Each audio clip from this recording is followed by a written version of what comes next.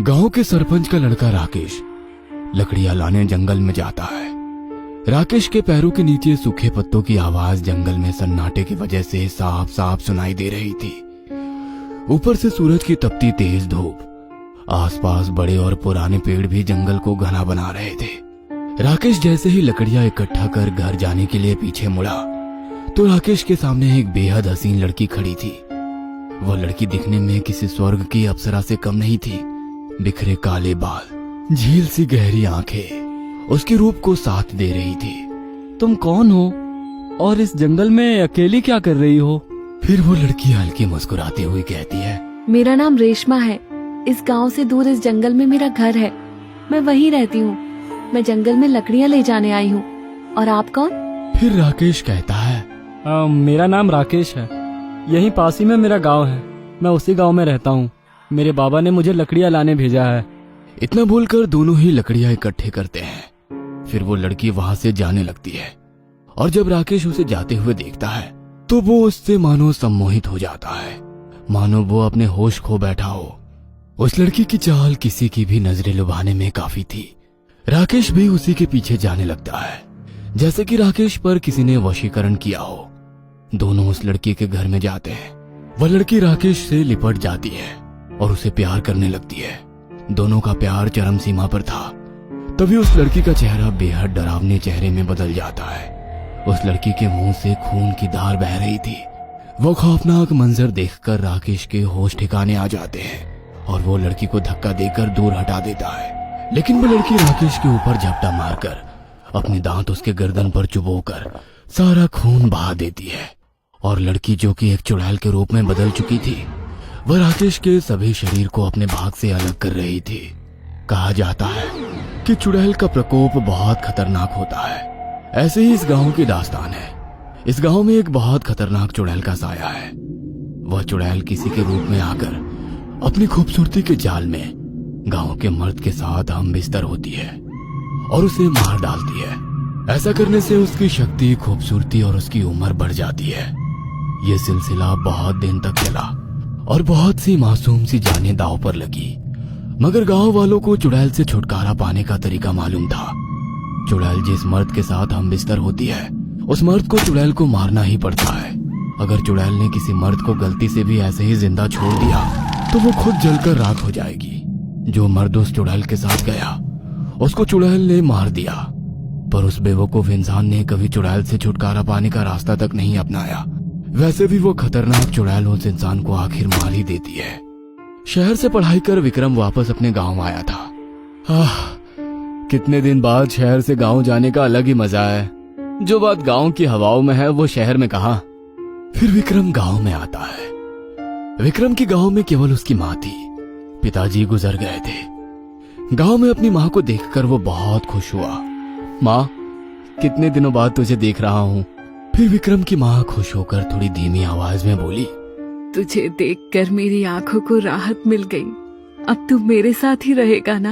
हाँ माँ, मेरी पढ़ाई पूरी हो चुकी है। अब मैं तुम्हारे साथ ही रहूंगा।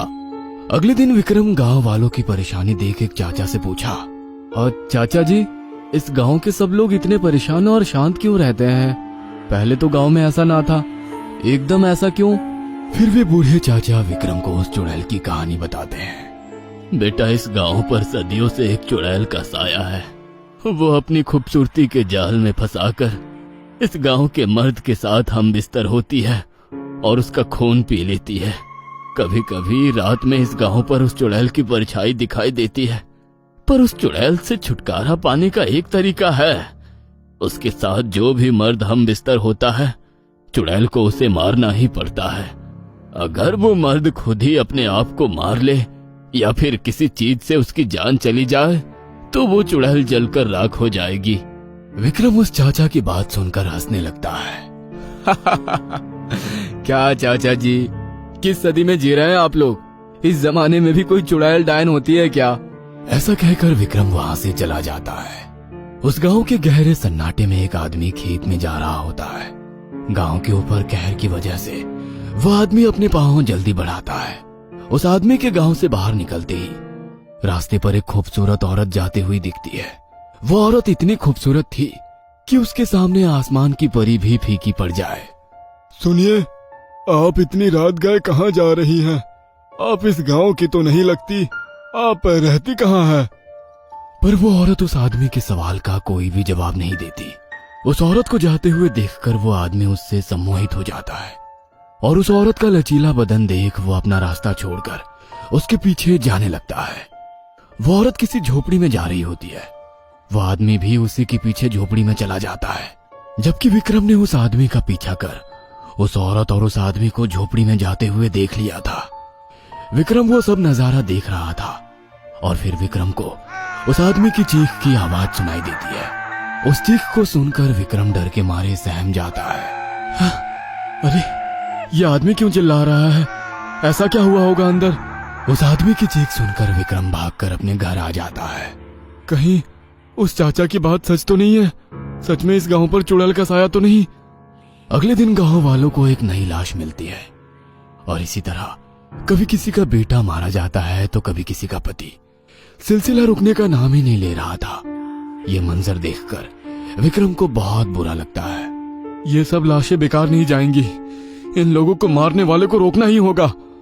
अगले दिन विक्रम जंगल में एक पेड़ के नीचे हादसे के बारे में सोच रहा था। देखते ही देखते सूरज ढलने वाला था। काफी देर हो गई। यह खौफनाक बातें सोचने में कैसे रात हो गई मुझे पता ही नहीं चला।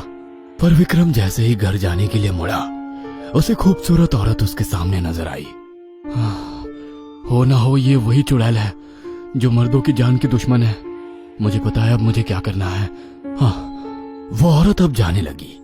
वो औरत अपने हुस्न का जाल विक्रम पर फंसा रही थी, मगर विक्रम उसकी खूबसूरती के जाल में फंस नहीं रहा था। फिर वो औरत चलने लगी, उसके पीछे विक्रम भी जाने लगा।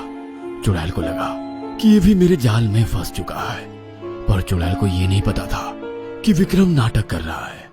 फिर वो औरत किसी घर में जा रही थी, विक्रम भी उसके पीछे चला गया। वो औरत विक्रम से ऐसे लिपट गई जैसे शहद से मधुमक्खी। फिर वो औरत विक्रम से प्यार करने लगी। विक्रम सब सह रहा था। फिर धीरे धीरे वो औरत अपने प्यार की सब सीमाएं तोड़ दी और अचानक उस औरत का हसीन रूप एक दिल की धड़कन को रोक देने वाली खौफनाक चेहरे में बदल गई। दरअसल औरत का रूप लिए वो चुड़ैल थी। विक्रम ने उस चुड़ैल को जोर से धक्का दिया और उसे अपने से दूर हटा दिया। तुमने बहुत से निर्दोष जान लिए ना, अब तुम्हें भी जाना होगा। फिर विक्रम ने वहां पर पड़ा हुआ खंजर उठाया और खुद के पेट में घोंप दिया। विक्रम का शरीर खून ही खून हो गया। विक्रम अब तड़पने लगा। जा चुड़ैल, अपनी दुनिया में लौट जा। फिर चुड़ैल अपने ही पाप की आग में जलने लगी। देखते ही देखते वो आग सारे घर को जलाने लगी। सारा घर जल के राख हो चुका था और उसमें हुए चुड़ैल और विक्रम भी।